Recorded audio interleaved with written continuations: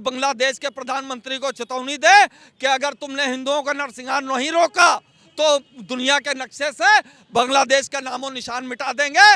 और मैं आपके चैनल के माध्यम से बांग्लादेश के लोगों को, कट्टरपंथियों को मैसेज देना चाह रहा हूं कि हिंदुओं का नरसंहार, साधु संतों को पड़ताड़ना और मंदिर ना तोड़ें। अगर तोड़ेंगे तो हिंदुस्तान का मुसलमान, जो सेकुलर मुसलमान है, जो नबी की सुन्नत पे चलता है, जो कुरान पाक की रोशनी में चलता है, वो मुसलमान यहाँ कट्टरपंथी देवबंदी जमातियों की लाशें ट्रेन से भेजने का काम करेगा बांग्लादेश। पाकिस्तान के पास खाने के लिए नहीं है, वो बांग्लादेश का क्या साथ देगा जो अपनी बहन बेटियों की जिस्म फरोशी का मतलब करवा के पैसा खा रहा है, भड़वागिरी कर। वास्तविकता में मैंने बताया कि आपसे कि वो कट्टरपंथी मुस्लिमों के चुंगल में आ चुकी है पूरी बांग्लादेश की सरकार।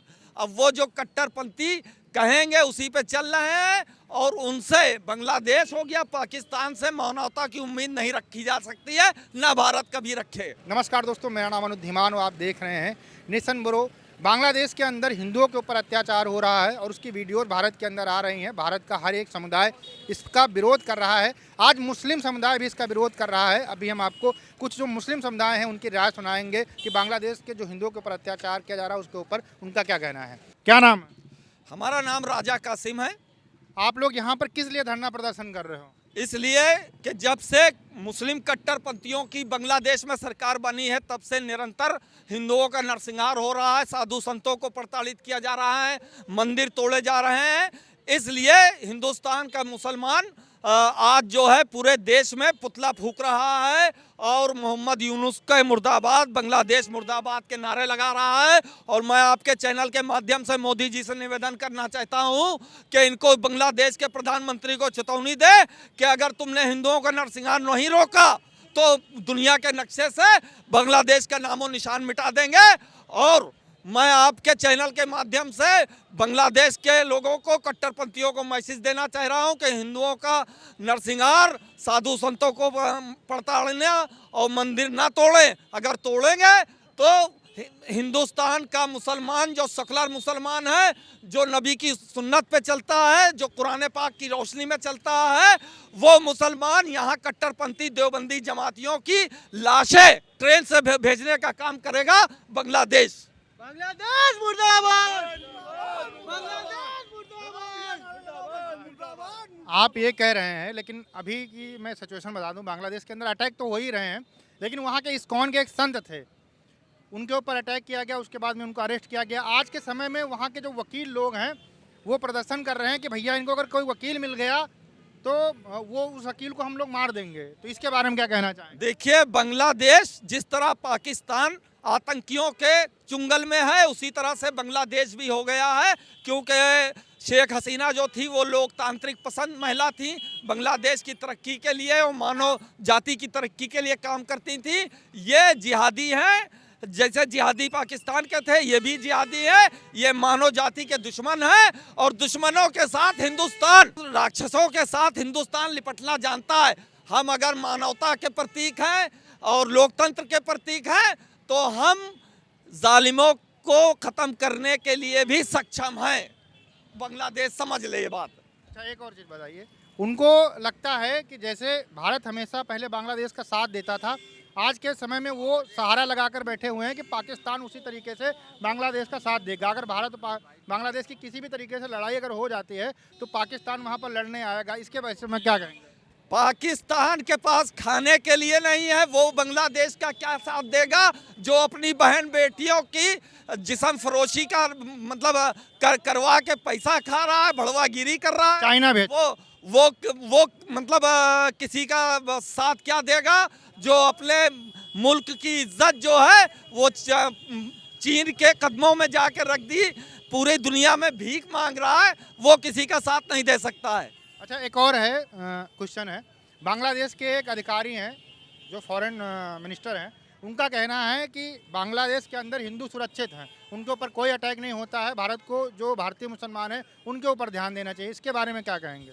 भारत में जब से मोदी जी की सरकार आई है आज मुसलमान पढ़ रहा है, आगे बढ़ रहा है, चाहे शिक्षा का क्षेत्र हो, चाहे सुरक्षा का क्षेत्र हो, चाहे सम्मान का क्षेत्र हो, चाहे रोजगार का क्षेत्र हो, हर क्षेत्र में मुसलमान बढ़ रहा है। अब ना दंगे हो रहे हैं, ना मुसलमान को मारा जा रहा है। अब मुसलमान पूरी तरह से सुरक्षित और विकसित है, सुरक्षित और उनको विकसित क्या है। कहना चाहेंगे जो ये बातें बांग्लादेश के अंदर फैला रहे हैं? बांग्लादेश के लोग वास्तविकता में मैंने बताया कि आपसे कि वो कट्टरपंथी मुस्लिमों के चुंगल में आ चुकी है पूरी बांग्लादेश की सरकार। अब वो जो कट्टरपंथी कहेंगे उसी पे चल रहे हैं और उनसे बांग्लादेश हो गया, पाकिस्तान से मानवता की उम्मीद नहीं रखी जा सकती है, ना भारत कभी रखे। अच्छा, एक और चीज़ है, अभी आपने देखा होगा बहुत सारे पाकिस्तान के नेता हैं, मीडिया पर्सन चिल्लाते रहते हैं कि भारत के मुसलमानों के ऊपर बहुत जुल्म होता है। अभी हाल ही में पाकिस्तान का एक केपीके प्रांत है, वहाँ पर दंगा होता है सिया सुन्नियों के बीच में, उसमें 48 सिया लोगों को मार दिया जाता है और वो अपने देश के अंदर चीज़ें सही ना करके भारत को सीख दिखाने की कोशिश करते हैं। इसके ऊपर क्या कहें? देखिए, आज दुनिया में हर जगह जहाँ पर दो फिरके हैं, कहीं शिया सुन्नी लड़ रहा है, कहीं बरेलवी देवबंदी लड़ रहे हैं, तो मुसलमान में जो है कट्टरपंथी जो सेकुलर मुसलमान हैं उनको मार रहे हैं। तो इसीलिए जो सेकुलर मुसलमान है वो शांति चाहता है और 90% मुसलमान जो हिंदुस्तान का है वो नबी की सुन्नत और कुरान पाक की रोशनी में रहता है, इसलिए सेकुलर है, लोकतंत्र पे विश्वास करता है। और बाकी जहाँ भी आप देख लीजिए पूरी दुनिया में मुसलमान हैं, वहाँ लड़ रहे हैं और आपस में मार कटाई कर रहे हैं, बम फोड़ रहे हैं, आतंकी गोलियों से भूंज रहे हैं। जो पाकिस्तान के अंदर या फिर जो बांग्लादेश के अंदर जिहादी संगठन है, जो कट्टरपंथी हैं, जो हिंदुओं के ऊपर अटैक करते हैं, अब एक भारतीय मुसलमान है, हो सकता है आपके कहने से कुछ उनके ऊपर फर्क पड़ जाए, तो आप सीधा सीधा उनको क्या मैसेज देना चाहते हैं? हम उनसे ये कहना चाहते हैं कि उन्होंने इस्लाम का बहुत नुकसान किया है आतंक का रास्ता चुन करके, और अब पूरी दुनिया का मुसलमान इल्म याफ्ता हो चुका है और कुरान को भी तर्जुमे के साथ पढ़ चुका है। इसलिए अब मुसलमान दहशतगर्दी या आतंकियों का साथ नहीं देगा और अपने इस्लाम को बचाने के लिए, मानवता को बचाने के लिए करबला का जिक्र करेगा, आसमान का जिक्र करेगा, कुरान पाक का जिक्र करेगा और कब्र का जिक्र करके डराने का काम नहीं करेगा। बहुत बहुत धन्यवाद। आप लोग कोई बोलना चाहेंगे? क्या नाम है आपका? आप यूथ हैं, आप बोले, क्या नाम है? मेरा नाम फजल हुसैन है। अभी बांग्लादेश में जो भी हिंदुओं भाइयों के साथ अत्याचार हो रहा है ये बहुत गलत हो रहा है। ये कट्टरपंथी जो जमाती हैं ये सब एकजुट होकर के आतंक का सहारा लेकर के ये पाकिस्तान की आड़ जो पाकिस्तान का सहारा लेकर के सारा अपराध जो है वहीं से होता है। तो मोदी जी से मैं और योगी जी से अपील यही करना चाहूँगा कि जो भी आतंकी ये हमले हो रहे हैं वहाँ पे हिंदुओं को मारा जा रहा है, मंदिर तोड़े जा रहे हैं, साधु संत पे अत्याचार हो रहा है, इस चीज़ को रोकने की जो है पूरा प्रयास करें। अगर नहीं मानते हैं तो उसके बाद बांग्लादेश का नाम नक्शे से हटा दिया जाए।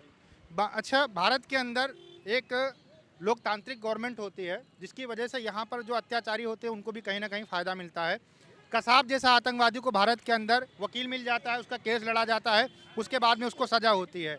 इस्कॉन के एक संत हैं, उनको अरेस्ट किया गया है लेकिन उनका केस लड़ने के लिए कोई बांग्लादेश के अंदर वकील नहीं मिल रहा है। इसके ऊपर आप क्या कहना चाहेंगे?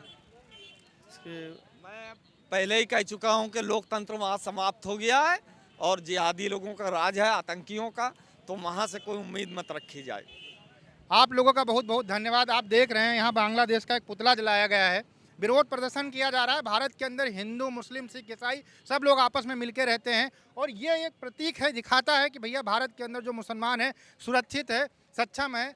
इतनी बड़ी आबादी रहती है तो छोटी मोटी घटनाएं होती रहती हैं, उसी को बेस बनाकर जो भारत के विपरीत वाली ताकतें हैं वो कहीं ना कहीं वहाँ के लोगों को बरगलाती है। और भारत माता की, भारत माता की, भारत माता की। बांग्लादेश के अंदर जो भी हिंदुओं के ऊपर अत्याचार हो रहा है उसको लेकर प्रदर्शन था। अगर जिहादी वहाँ के वीडियो देख रहे हैं तो भैया उनको सुधर जाना चाहिए। शांति से रहोगे तभी फायदे में रहोगे। हम आपसे मिलते हैं नए वीडियो के साथ। नमस्कार, धन्यवाद, जय हिंद, जय भारत।